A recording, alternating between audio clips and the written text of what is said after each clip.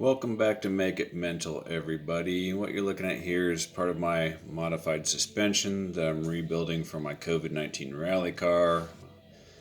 Doing something different for those of you who may be joining me for the first time. It had a fixed style suspension, meaning the plastic was the suspension, right? For example, if you took this piece of plastic and tried to bend it, this was its suspension. So now I'm putting articulating suspension in there. I've got the rears complete.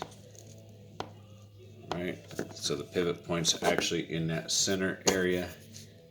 In here, then there's a pin that gets pressed all the way through and pressed into this side. It floats in here. Right, so there's the suspension there.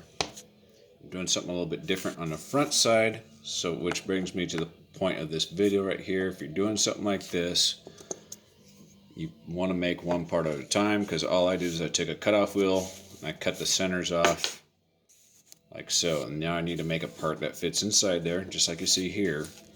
And what's good for one may not necessarily be good for the other one. For example, if we take the other side right here, which was also cut with a cutoff wheel, right, the centers are cut off, and we slide it up here, we can see that it's too big, right? Too big. Or actually, this part's too small and this part's too big, depending which way you'd like to look at it. It's not much, but it is bigger. Let's see if we can get a better view. Okay, it's about 1/16 of an inch bigger. All right, so that's why you make one part at a time.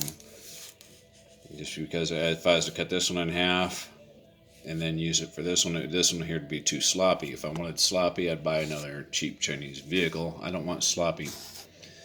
So this one here, you see the little triangular type pattern I got right here?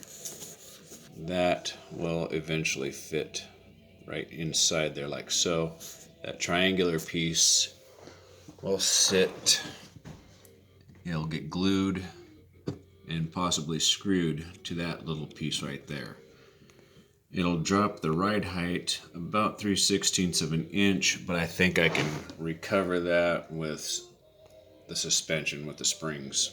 So, lesson learned, make one part at a time for each part that especially if you're cutting anything by hand, right? You can never be 100% precise. Cut it big, slowly sand it down to fit until you get the fitment you want. Have a good day.